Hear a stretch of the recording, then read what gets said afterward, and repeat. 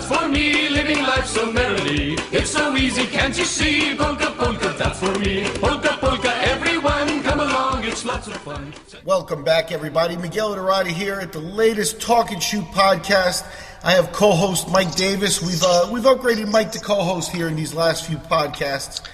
He's been joining us for most of them, and actually he's a solid contributor despite his reputation. Oh my God. Well, Miguel, when you move into someone's house, and you refuse to leave, eventually you become, a resident there as well. So I know. That's the way I'm looking at this. Yeah, here we are in Talk and Shoot heaven here, and Mike Davis is now officially a co-host. I'm bringing him aboard here. We wanted to get a podcast out here on the UFC's new drug policy. We did a podcast a couple of weeks ago where Jeremy Bornberg joined us from Minnesota, one of the managers, and we talked about the Nevada State Commission's PED policies. But the UFC unveiled a whole new monster this last week. Mike, so what do you think of that? Give me introduce yourself. Like when you look at like NASCAR, you look at football, you look at basketball, every major sport, NHL, tennis, like every golf, soccer. The list goes on and on. All of those sports cannot even touch, or they're not even in the same ballpark as the drug policy, or their drug policies are not even in the same ballpark as what the UFC is doing right now. Like this is insane. Okay. Like I expected them to come harder on the drugs, especially with some of the recent news stories with even athletic commissions taking black eyes in regards to some of their actions. But like there is no gray area, there's no move, there's no nothing. Like this is let me go over as hard as it gets. Let me go over some of the details here. On Wednesday, the UFC got together, and now listen to this here. I agree with Mike in that it's a strong drug policy and it's a step in the right direction if that's the way you're going to go. That's a leap. You're not even. It's a leap. You're right. But here's the thing: is the UFC never makes a move without having some kind of activities around it that make you go, huh? What are they doing? Yeah, they're very calculated. Give you an example here. On Wednesday, they pull in this press conference and they invite the media and they unveil what they're calling their athlete marketing and development program. And this involves year-round drug testing, random testing, 4 or 5 tests a year for every fighter on the roster, which is 600-plus fighters. They're I think signed up for 2,760 tests, which roughly comes up to about 4 times for every fighter. And you got to be absolutely available to these guys 24 hours a day, 7 days a week. You have to report where you're going.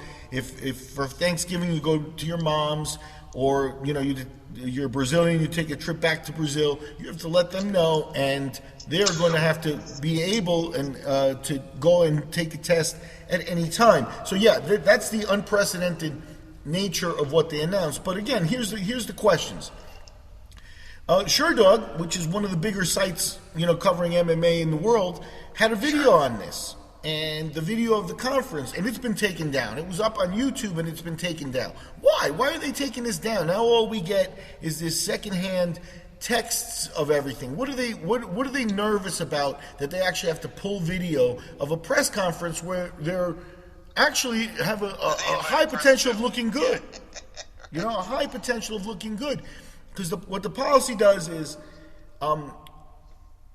it signs them up with the U.S. Anti-Doping Agency. The U.S. Anti-Doping Agency is an outside agency that governs all the amateur Olympic testing and things like that at the highest level for the United States.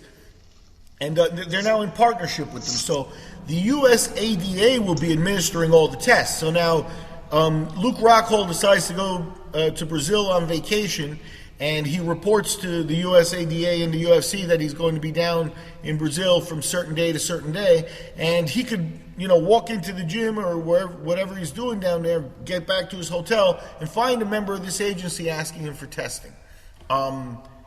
So it's not only the 2,760 tests randomly that the UFC is signing up and all the testing around. You figure for every fighter, you're probably signing up for about $10,000 or $15,000 in testing per fighter. So times the 600, the UFC is making a big investment. If they're also taking on the expenses, which obviously I think that they are, then take Rockhold and say he went to Tahiti on vacation and they want to test him there. Now you got to buy a plane ticket for someone there, a guy to chase him, get his piss, cups, bring it back, the whole chain of command, the paperwork, make sure nobody tampers with it and all that stuff. All that's expensive. So the UFC's not only, stepped up here to try to do something, they're actually putting their money where their mouth is because they are going to pay for all this. That opens up a whole gamut of questions for me, but what the UFC's done is they've taken the bull by the horns here and made it extremely hard to cheat while you're a UFC fighter and a UFC fighter under contract. There are other issues with the situation, but overall I think it's a very strong statement on their part. What do you think, Mike? Yeah, the commitment level that they've shown towards having clean athletes and the organization is literally unprecedented across the board as compared to other sports. As long as it's done by the book, as long as they're being upfront. Rough. There's a caveat. The thing is that concerns me is, as a promoter, when somebody like me has a name like, oh, he's a promoter, essentially I take a whole bunch of unorganized people and fighters and try to force their hand into be organized. To get people's blood work in, 48 hours before a fight is not always an easy task. And to have like 600 some odd fighters comply with this, there's going to be examples made of some of these guys, like immediately, that guys that were probably in compliance, they're not going to be sitting there looking at each other like, well, how am I taking a suspension? It was just an accident. Sorry. Sorries don't cut it in a system like this. Yeah, heading down that path of questioning first. The UFC has done what they always do. They circle the wagons and they've taken care of themselves and absolutely have ignored the entire rest of the sport of MMA because this doesn't help anybody but them. Granted, they're a promoter and they're trying to make money, so I'm not knocking them for it. But once again, this opens up the question of what is going on in the rest of the sport because nobody has an answer to that. Nevada has some regulations. No one knows what the other commissions are doing. So here's the question. You're a guy and you're running the best little show that you can somewhere in the Midwest. And, you don't have the money for testing the way these guys do. In Illinois or Indiana, you don't have a commission that has the money to do the testing that's going on there. So they may take a piss test or, something like that if that's what's going on there. But here's the question. So now you've got a guy who's won 11 fights in a row on the circuit. And he's going to get a UFC contract. How does that process now work? Does the UFC drug test him before signing the contract? Do they sign him, test him, and then release him? How is that going to work? Because the problem is going to be, and then there's the whole gamut of problems. So here's a guy who's dabbled in steroids on the lower circuit and established himself, gotten himself to the next level. Where the UFC's extended a contract offer and he's got their attention and stuff. So now, how are they going to do that? Because now you've got a kid who maybe tested himself with steroids. He's got to come off them now, or suffer, the loss of the suspensions and all the other things and stuff. And humiliation. So he's got to come off them now, and now he's going to come to the UFC and be less than performing at his peak that he had when he was on steroids. So how do you manage that? I would want to know if they were on steroids before I even signed them to a contract. In terms of, hey, I'm thinking about giving you a contract, but I need you to pass this test just to make sure we're not going to have any problems here and that you haven't been performing in a way or under circumstances that you will not have here. So if you're relying on steroids, how does the transition go into the UFC? Because let's not,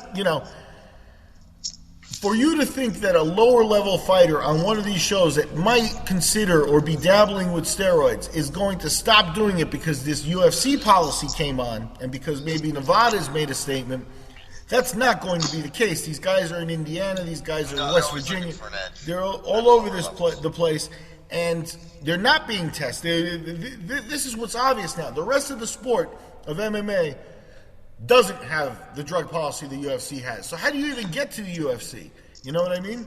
Well, you know what I mean. It's like, and I've already heard it from fighters that are on the UFC roster, and there's a bit of resentment towards it. Like, I mean, this policy also goes against marijuana, and as everybody knows, that, you know, sometimes after a big fight or a big show, guys will kind of want to, you know, I'm doing air quotes here, decompress and, you know, smoke a little weed, as we see with the Diaz brothers. The main contention that I've been hearing, and you've mentioned pills too. You know, I mean, pills, the right? Fighters do want. I've gone through thousands of fighters in my handling as a matchmaker over 15 years, and I can tell you this: they're individuals, and at some point after the fight, there is that need to cut loose. You know, some of them. Yep. You know, or some of them go to the bar and it's legal, and they have a couple of drinks, and you know they get a little crazy for a week, and then they go back to their routine, and it's all good. Yeah. But I've been told these are quotes from real fighters who are on the UFC roster or have been, is, you know, pot is 0 calories, and these are guys that take in, you know, they're worried about the consumption of their bodies. Some of them are against alcohol, and you know, alcohol being the legal choice. And so then they dabble into some of the other things. It's just a relaxation thing. So yeah, I think they're out of their league trying to govern all that stuff. Yeah, the dirty secret of a lot of these fighters is pills, and that's an unspoken thing right now. But a lot of these guys are eating Vicodins, and it's not healthy. It's bad for you. I'd say there's many other things that they should do prior to doing something like that, but it's something, you know, that these guys, you know, are partaking in. But you know, a lot of the talk around here is, so you're holding me, I mean, and this is a direct quote, you're holding me to a standard that over half the UFC staff can't comply to, you know, in terms of recreational drugs. Yeah. Yeah, you know, it's like you got your politician passing drug laws, meanwhile, you know, they're doing whatever it is they do behind closed doors. Yep. It is a little bit of a weird policy, and it's, again, a good example of how the UFC really, their answer to it is, we take care of ourselves, we control everything within our world, and screw the rest of the sport, and forget about everybody else.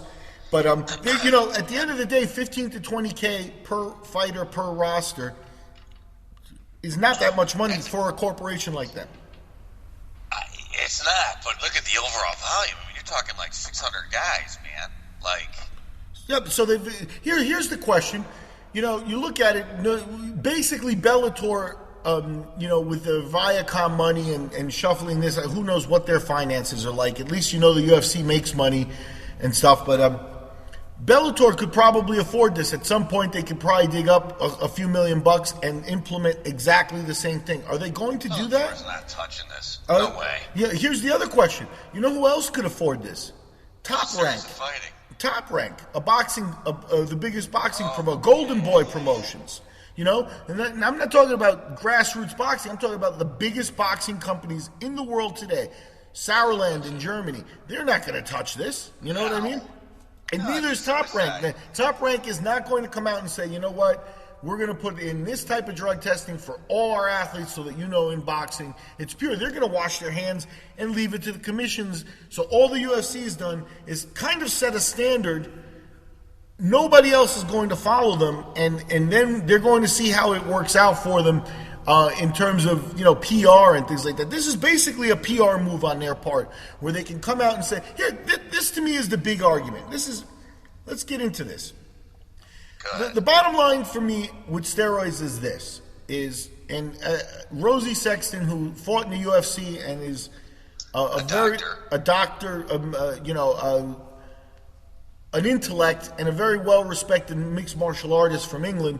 She helped me with this part of the theory and stuff in terms of, I've heard her speak, and she thinks a lot of the same stuff.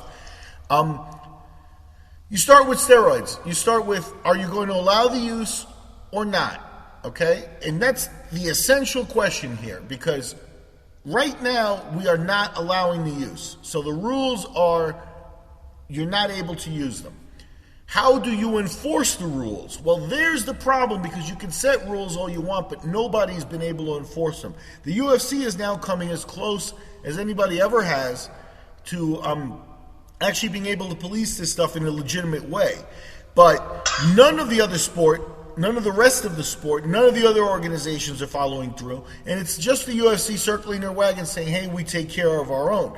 But I think it's a symptom of some of the other big things that the UFC will face later on down the line, in that, when you're a monopoly, when you completely control every aspect of the sport, including now the whereabouts 24/7 of all your roster and everybody like that, you're into a situation where you're going to put off some people. You know what I mean? It's like there are a lot of activists and stuff who don't want to give piss tests, not because they're dope heads or anything like that, but because of the privacy issues. And there are legitimate issues in terms of privacy and personal property and blah, blah, blah. So, the UFC basically said, if you're going to be a UFC fighter, you got to drink the Kool-Aid. You got to do it all our way. And I'm not sure at the end of the day that's going to be something that they're going to be not going to have some repercussions from. There's definitely going to be repercussions. I'm going to tell you one of which is whoever came up with this idea of their staff and is really pushing this forward. The potential of this being a really bad idea is huge. Can we agree on that? Yeah, when does the testing start? Because, do we want to be aggressive? Everybody should have been tested in the last week or in the next week. Everybody should get their first test this next week. Let's see what we got. Hey, what are you going to do if your roster has 150 people that came back positive? Guys between fights, guys rehabbing. Between fights? No. Let's talk about your main events. What percentage of main event fighters are popping on this? Yeah, you did. I mean, it's your star power. I mean, this potentially, if done on the up and up, might gut your entire roster. Sure. Anyway, let me get back and touch on some of the other points. So anyway, there was a video of the press conference on Sherdog that's been taken down, and now it's a lot harder to find on the internet. So again, there's something going on that they just bring natural suspicion to themselves with activity like that. Now, get this. Here's the other part of it that I find interesting. They announce in the press conference, and it's Fertitta and Dana White there, this athlete marketing development program. That's what they're calling the whole thing. So it's you're a clean athlete, we can market you, and that's the idea behind it. But now it comes with, this is where they don't tell you, maybe this is the reason they pulled the press conference, but this came in conjunction with the announcement of two companies that, honestly, I have never heard them be involved in MMA at a high level or anything like that before. So there were two companies that kind of came out of the blue that are there to now help the athletes with their nutrition and with what they call advanced or modern training techniques to modernize training. So these guys, they're actually now they're getting into gym owners, be aware. Yeah, now they're actually getting into the nutrition and the exercise routines of every fighter with these companies. And the bottom line is what is that? What does that have to do with any of the other things? They're trying to guide the guys, in a certain direction. And so I remember back when the NBA allowed kids to come right from high school into the pros, skipping college and stuff. And one of the first guys that did it was Garnett. And Garnett was a guy who, when he was young, was mentored pretty well in terms of they took care of him. They took care of educating him about how to handle his money and about how to basically, adapt to that life, because you can't just be thrown in giving money. And, look at the history of boxing.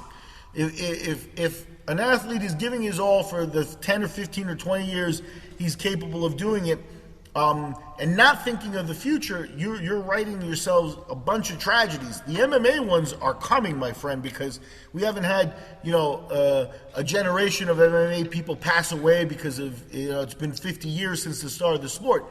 But there are already a lot of people out there that are in bad shape and suffering because of this, because they didn't know how to handle all the pressure of this, including guiding them with money. So the NBA instituted this type of program where they got a lot of the guys into, some education and stuff like that. And I think that's kind of what the UFC is trying to do here. How to comport yourself, athlete marketing. Okay, you're on one hand, you're over here complaining maybe about the Reebok deal and about sponsorships and stuff. But here we are. We're gonna start with all our athletes are clean. Now you've got that ability to market yourself better and maybe take care of your money better. But again, they're controlling everything. They want to feed you with this new company. And I don't want to get into old history and stuff, but when they came up, there were a lot of shenanigans, and there's a lot of legal paperwork for people to sift through on the internet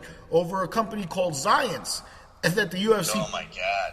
That the UFC plastered all over everything they had, and it was a new company, it was a new sponsor.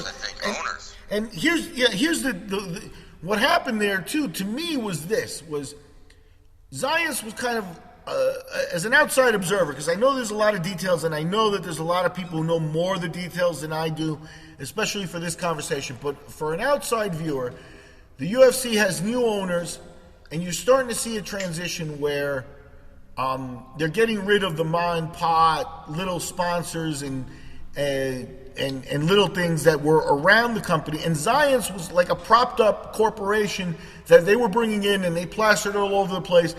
Kind of like, it's like, this is the big time. If you're not as big as these guys, we don't want you as a sponsor and stuff. And then from there, Harley Davidson came in. Now they're with Burger King and, big beer companies and stuff. So at the end of the day, it worked for them. But that Zions thing is a black eye on them when you go back and actually review the history. Is that happening again with these two new companies? What are these two new companies? Who are they? Who are they to tell John Jones, hey, don't eat that, eat this, or, your diet, we're going to improve your diet. You got some of these guys already doing something that works for them. Now you're going to have a company that is influenced by your employer is going to be giving you feedback and maybe... Go ahead, Mike. This started a while ago, man. Like, when you look at, the first plan of attack, and the UFC's always trying to professionalize themselves.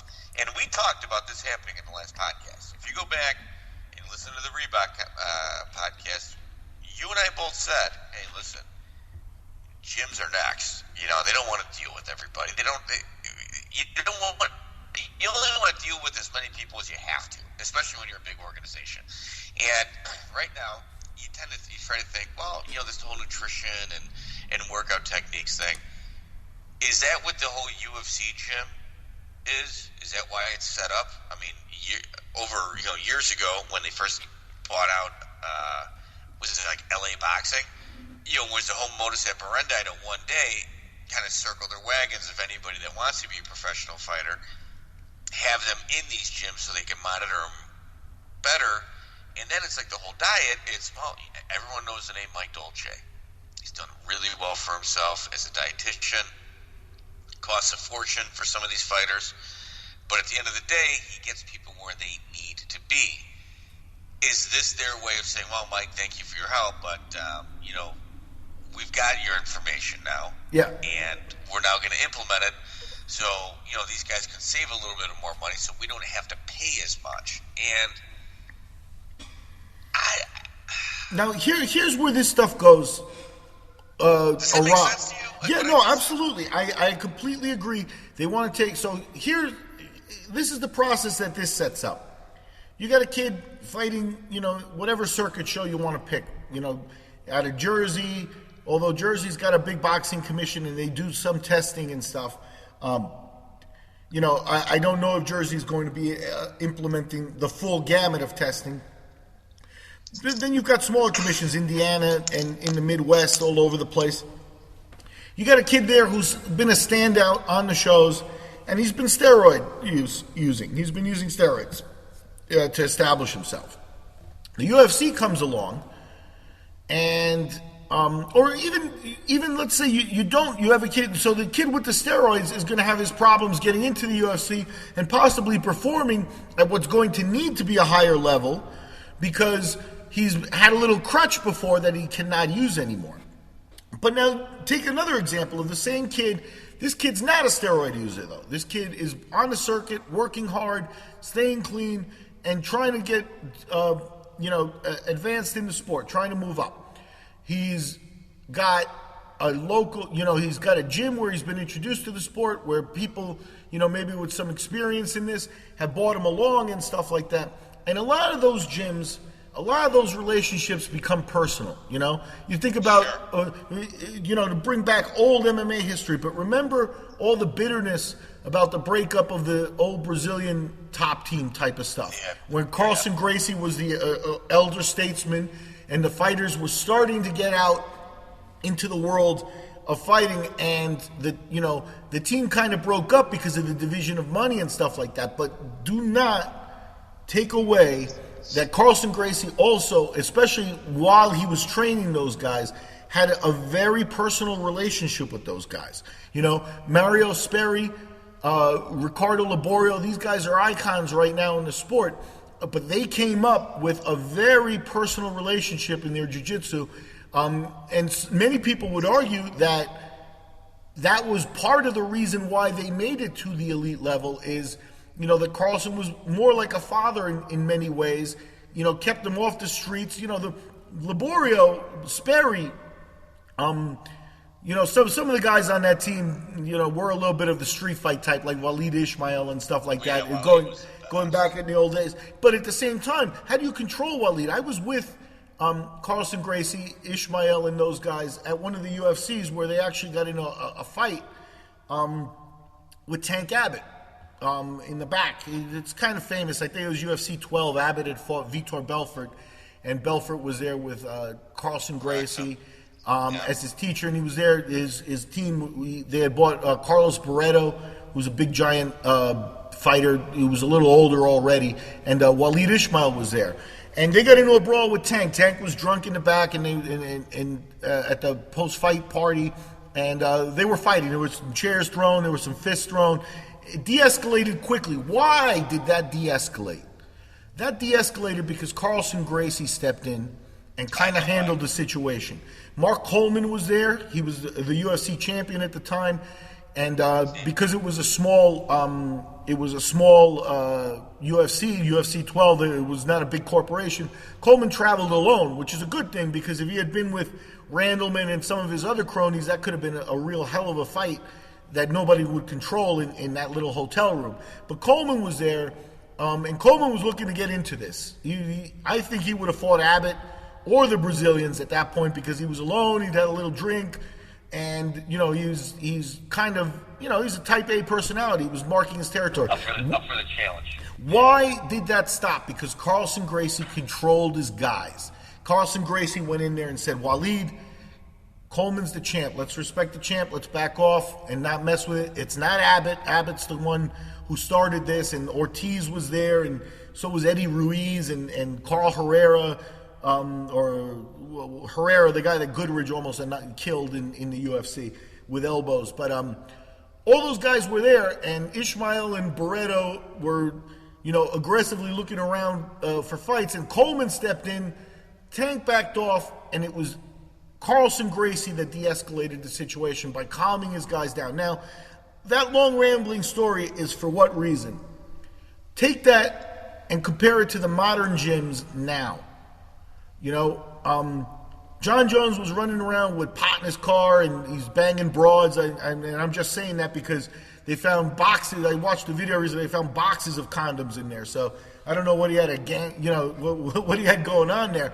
But where was Greg Jackson? Where was his? I think he and his significant other actually of a long time. time, I think just practice safe sex. Here's the deal, and I'm not knocking Greg Jackson, but where was Greg Jackson in this? Because with Carlson Gracie, you had a relationship with your master, with your teacher, where he can have an influence on you. Even if he read about it in the newspaper the next day, Carlson would have shown up with his guys. Many instructors that have a personal relationship would have shown up and provided support for their fighter. And the modern way of the UFC, with these cookie cutter gyms and promoting these big industrial type of gyms, takes all that element out of it. Now you're putting an elite talent into people. I think it's actually... you got a whole bunch of loose cannons without a mentor. Yeah, and that's dangerous. I think Alexis Arguello has a great quote. The great all-time boxer from Nicaragua who's now passed away, but a multiple-time world champion. And that's a whole different podcast, I think. But he has a great quote where he says, what's missing here are the trainers, are the people of respect in the sport, are the people that teach you to be a man and that teach you how to handle the responsibility that comes with the talent that's being passed on to you, with the techniques and things. So it is a twofold thing. I mean, the fact of the matter is any one of these guys can kill somebody in a Walmart. If they get pissed off and they punch your average Joe like me or decide to really go for it, they can kill somebody. They are so... Yeah, their capability. And with that comes responsibility. They have to know. Of course, now they know in a superficial, no, I'm a professional fighter. They all say the same thing, no, I'm a professional fighter, I'd never fight in the street, and da-da-da-da-da. But that's real superficial because it comes with other things, and I think that comes with the structure of martial arts and some of that personal relationship, which the UFC is very interested in taking out of everything here. So now, here they have a nutrition company and a company that is going to help you with your training techniques. What do you need a gym for? All you have is them now. Obviously we touched on a lot of different subjects here. And this almost is a pathway for other organizations to build momentum with top talent, that are coming up through, the minor organizations. And it also kind of opens up, for a new, organization to exist. Well, we only do Indian reservations, which I'm surprised that hasn't happened yet. We don't drug test. We do tournaments. And this is either going to be an amazing idea or a really, really, really bad one. I think the way it plays out is very interesting because it's not a perfect thing. Let's say this and let's repeat a couple of things. St. Pierre Act. Yeah, let me put it this way and say a couple of things. First of all, if you just observe what the UFC did in this instance, addressing, in the last year, they got their butts kicked with the steroid problem and with other substances and stuff like that, and it was just black eye. They also appeared left of center with some of the sanctioning bodies when their fighters tested positive prior to the main event, yet they still allowed the fight to go. It's been black eye after black eye for them, and they went out and they instituted this policy, and as you pointed out, the policy is head and shoulders above what everybody else in all major sports is doing in terms of the NBA or the baseball or football and stuff like that. So they do deserve credit. They've taken the bull by the horns. They've put their money where their mouth is, and they're funding the whole thing. So they do deserve credit. And is it comprehensive? Yes. I do think, in general, the use of PEDs and steroids in the UFC will go down a great deal because of this policy. This policy is tough, as you said. It's going to catch people. There are going to be examples made and things. But when you look at it in the totality of them and their other business strategies, combine this with the fact that they're going to give you your food now and they're going to tell you how to train with these other companies that are now part of your development in this athlete program that they have now. So they're going to replace your nutritionist. They're going to replace your gym.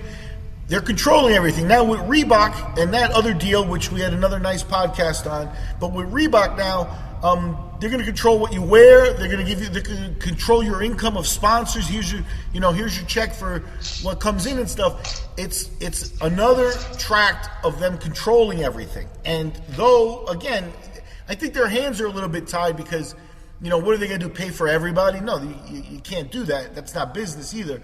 But all they did was take care of themselves. So a whole dimension of other athletes coming into the UFC, maybe having steroid use in their history because of the companies they fought in not being able to do this testing, then, that opens up that whole can of worms, as well as fighters who just resist. Hey, look, I want to go on vacation. I want to do a surprise. I want to take my wife to Hawaii for our 5th year anniversary and stuff like that. But the fucking UFC's piss test guy called me up and fucking, blew it on me. And now my surprise with it gets really into your personal life, some of the intrusion and stuff. And a lot of these guys are just so unorganized. Like, some of the people I deal with, they qualify for every government program for money in regards to like WIC or food stamps, but they're so unorganized they don't even know to apply for it. They just go through life without it. To expect them to follow the protocol and standards, man, it's going to be, you're going to need an entire staff just dedicated to tracking these guys down. Oh, this is going to be millions of dollars. This working out. And there's a steroid culture in MMA. Oh, million. There's a 600 guys. It's going to be more than that. There's a steroid culture in MMA that is incredibly prevalent, along with pills that we have discussed already, and marijuana. And what I predict? I predict 8 months from now, 9 months from now, there's going to be before and after pictures of guys. Well, this is what the guy used to look like. This is what he looks like now. Did you see the Vitor pictures? Absolutely. That's what's going to happen. It's almost as if, and he was still cheating. It's almost as if what we're going to witness now. Yeah. Is all right, guys. We know your bodies are going to change. We got a nutritionist for you.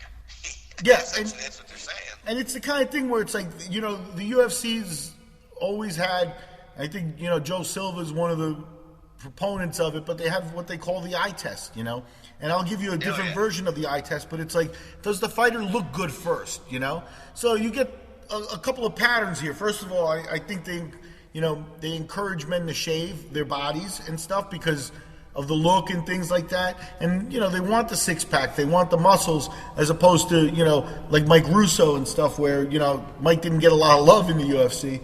And they let him go kind of quick for a guy with a little bit of talent, Sure. But they have that. Let me give you another eye test. I talked to a few medical doctors about this type of stuff. And one of the doctors was very frank with me, and he said, the first test is use your eyes. Just use your eyes, and when people start changing the way they look and stuff, that's your first hint. And I find that to be interesting here. He went on to say that now you're going to be dealing with an ethics question, because you have a doctor who swore an oath, to take care of people medically and stuff, who says that Vitor Belfort could die if he doesn't have TRT. If he didn't have his now, and so you got Belfort like a dumb mother in press conferences like, no, I need TRT. I could die without it and stuff like that. Now you're talking about a question of ethics. Yeah. If somebody has low testosterone to the point where you need the therapy like a normal person, not an athlete and stuff, the type of low testosterone you're talking about people that could be bedridden, the type of energy drops and things like that. Not a guy like Chael Sonnen, who's a prime athlete since he was a kid, gets a little tired, feels a little down. They take a test. They say, hey, your testosterone's low because he's been training for a week hard. You know what a real doctor would give him? Would take a look at Chael Sonnen and say, you know what? Take 3 days off. Go rest. You know what? You don't give him 10, 15 times testosterone. This is ridiculous. This touches on the ethics of the doctors. So what's going to go on here? A lot of these nutrition companies, what could a nutrition company actually be? What is that? Who are these people? Who is this company? Is it another Zions where they just popped up? Or are they established? Do I have 15 years of history with these people and they worked with, the NBA and they worked with, bicycling in Europe and they work with, they have a resume or stuff? Or is this just some other new company that popped up here? Because I can tell you what it could be, is it could be another Balco, which would be a nutrition. That's exactly it. Now, Miguel, if you really look at like the Olympics, right? If you the ongoing joke with any Olympic athlete is the women's Chinese swim team, and you look at them and they look like men. I mean, it's like they're huge. And have they ever popped for steroids? No. It's because the scientists from their country have developed an undetectable steroid that does the exact same thing, without the test coming back as positive. And that's what Balco was. I mean, Balco was that. Right, Balco, the clear and the cream. And I have actually had a Greg Jackson fighter in my history who showed up at an event with using clear, the cream that he had put it all over his back and stuff. And he admitted it to the commission. The commission kind of looked at me and they asked me what was going on and stuff. I didn't know. I don't know if they tested him or asked him for a piss test. He didn't get suspended or anything like that. But it was already there. And I'm talking about a low-level athlete. The guy did make it to the UFC. Fuck it, I'll say his name, Dan Christensen. But he did make it to the UFC, but he showed up at one of my shows in New Jersey having used some type of substance that he was worried about lying on the forms for the paperwork. So he was just being forthcoming and honest. But what it turns out to be is that eventually the substance of the clear wasn't even on these lists of banned steroids because they had been engineered to not be on the list. If that was going on in the early part of this decade when fighters were fighting for $2,000, $3,000, Christensen actually went after that show onto the UFC's reality TV show, which is where we parted ways. I had him actually booked for a fight that he no-showed me on to go appear on the UFC show. And again, Greg Jackson was like, I don't know, you got to talk to him. So it's like, it's one of those things where the professionalism only gets you to a certain extent, and people have like the ability to deny, I just train him, I just make sure that Dan Christensen does his push-ups. I just make sure that X fighter over here, is eating right. I don't know what he's doing, It all compartmentalizes, and you're taking care of everything. But this nutrition company, again, what are they going to be giving the fighters? What don't we know about nutrition that these guys do know?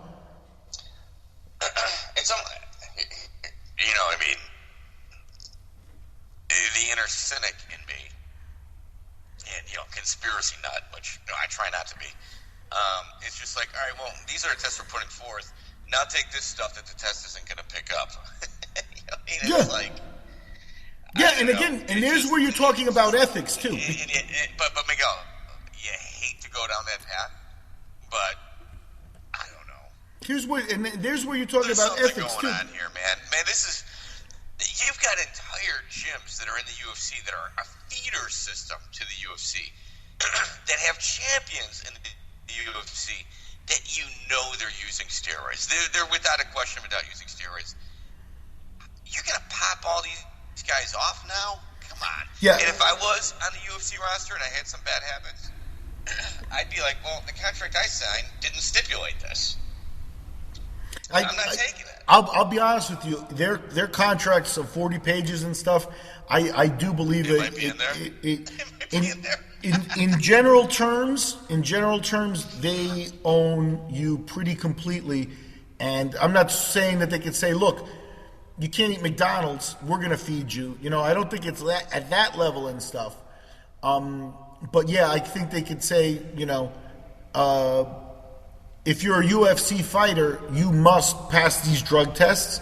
You must comply with this policy, and you must at least, give token attention to the nutritionists and the other training techniques that we offer here. I think they pretty much can do that. They own a lot of things on a lot of these fighters. It's one of the reasons Couture left them and fought against them and stuff like that, because Couture had gotten to be enough of a person in the public that he wanted some of his rights back. These had to do more with his image and stuff like that, his ability to be in Hollywood and things, because the UFC can prevent that. They own your image if you've signed the basic contract. So I think it just goes along with the fact that their contract that's the first thing they did. Legally, they went and they looked at the contract and said, okay, we can do it. And then boom, they do it. Yeah, I think that the fighters didn't see this coming. Here's what's going to be interesting is who's going to be the first. Where does enforcement start? Because there are a couple of questions I have.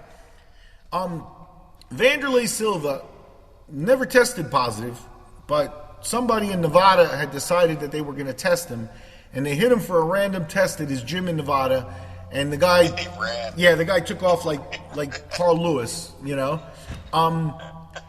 But afterwards, some kind of process went down, and Wanderlei Silva was kind of acquitted. They told him, they can't suspend him for life or whatever it was that they had done and stuff, and he could potentially apply for a license again at some point. But he ran away from a test. According to Nevada's new guidelines, that would mean a 4-year ban. What the UFC might do, is it 2 years? Is it 2 years retroactive? Are we going to see him? They'll probably write Wanderlei Silva off. But what about other drug test people who tested positive? What about John Jones? What about John Jones? Good example, Anderson Silva. Anderson Silva's the hearing he's supposed to have with the Nevada Commission in order to see, what type of suspension he's going to face and stuff, has been postponed since December. They could postpone it. No one's done anything. Meanwhile, Anderson Silva may be on the UFC's reality show in Brazil. He may be doing this. At some point, what happens? They see the case in 2 years, give him a retroactive suspension, and boom, he can fight again. Then they license him, and they've got a cash cow again. Or they're just going to ignore that and say it was pre-policy. Nobody gets suspended from the old days, for any old test. That covers Nick Diaz and a couple of the other guys as well. What about Hector Lombard, who also recently tested positive? Hector Lombard. I mean, it's amazing he's gotten away with it for this long. It's just an amazing thing because it comes down to the fighters and it comes down to accessibility and stuff. But I've seen it in the past and stuff. There are. Let's go back to the ancient history of MMA. You know what I mean? It's like when you're in the '90s and stuff. I've had guys who held belts in small shows and things like that who were clearly on steroids, and they would admit it. They wouldn't even really. I had one guy, because I was matchmaking, call me and ask me if I could hook him up. And I was like, no, I don't do that. I don't do that. He's like, oh, okay, and thought you were cool. It's like I'm not that type of drug has never been my enthusiasm, my side of enthusiasm and stuff. There's a laundry list of other things you could have helped him out with, but steroids wasn't one of them. Life is life. But the point here is, all kidding aside, I know this guy lived in the Midwest, somewhere in Kentucky or Tennessee or something like that. This guy got into his car, drove to Mexico, came back. He had about $6,000 in cash, went over the border, ran the risk, bought $6,000 worth of steroids that are legal over the counter over there, and brought them back to the States. And by the time he kept his and sold it, he actually made himself a little bit of money. Now, this was going on, when fighters were making $300 to $500 a fight. They were blowing. This guy made a $6,000 investment, for the improvement. There are other problems with it too, because I think sometimes too steroids, and there's not a lot of said about it, but you become dependent on them. You like the strength. I feel stronger. I feel better, and you become dependent on them. There may have been some of that going on, but these guys were clearly going to Mexico. When Brazil opened up, and the IVC and some of the other shows like the World Valley Judo Combat and things like that, like the shows like Dan Henderson went down there to fight. They were pulling in some of the elite guys. Randleman, Randleman's tested positive for steroids, or if he hasn't tested positive, he's been nailed by one of the commissions for giving like dog piss or like cadaver urine or something. So, I mean, say it for what it is. Those guys used to go down to Brazil, and Brazil is another place where the stuff's much more available than here. It's available over the... And so these guys used to go down there and bring this stuff up. Not to mention, what about now? The fact is that the rosters have expanded. How about all those guys in Brazil? You know, they're in Brazil. They've got access to them over the counter. Maybe they've been accustomed to doing them while they're fighting on Jungle Fight or whatever crappy little show they're fighting in Brazil. No one down there cares. The culture in Brazil, Japan, these other is not the culture in the United States. Here, this is the main reason this happens. A newspaper goes and puts John Jones, UFC champion, test positive for steroids, and you have the masses, people who don't even watch UFC, be like, oh, it's a dirty sport or this, and it's the PR and the stigma across the board when you're talking about the major leagues. You know, you're talking about the potential for parents to tell their kids, hey, nah, it's not really a sport, that's dirty, don't even watch it. You know what I mean? That kind of stuff. That's really what they're governing against, is America's, ability to look down their nose at what they call cheating, the baseball thing and stuff. Who really, really cares? It's just that they're avoiding a mainstream media storm where that type of media attention takes companies down. That doesn't exist in Japan. It doesn't exist in Brazil. That doesn't exist in those countries. Those fighters don't have that stigma around it. So they're going to use it more. And then, the whole conversation started because of the traffic. People going to Brazil were known to come back with steroids to sell here or for their own personal use and stuff. So when the sport had no money involved, there was already a culture, as you said, and there was already active use. So now with millions involved, what do you think? They're going to get better, sharper? Instead of a guy who knows a pharmacist who's a little loose and he'll give you something kind of shady, now you got a scientist who's in a lab possibly, designing something specifically. Coming up with the next new thing. Absolutely. That's exactly what's going to happen. And therefore, that brings us back to one of my original arguments and points here is, I think that all this testing is ridiculous. I think you should just let them shoot mule hormone into the back of their eye if that's what they want to do. Seriously, policing it at this level, the UFC is going to spend millions and millions of dollars, as you've pointed out. Just the collection and the paper trail and following guys around and doing all that stuff. They're going to spend millions upon millions of dollars just to be able to say they solved their problem and F everybody else. The rest of the sport, all of other combat sports, the commissions, you're all on your own. If it's not UFC, we don't care. So they haven't fixed anything but themselves, and the sport really will still have this influence. So I just don't see what... I feel like the UFC could do better with that money on the education side instead of also policing and stuff. Educate them. Look, if you're going to do steroids, do it correctly. Do it under a doctor's supervision. If they tell you 20 cc's, do not inject 800 cc's. More is not better. There's a few medical supervision and things like that could be offered to users so that it's not as dangerous and things. I don't know if that's the way to go. But the fact is... They have instituted a policy that inevitably is only going to hurt them. I think so. I think at the end of the day, they're going to have their athletes look bad. Do you honestly think the steroid culture is going to die in MMA?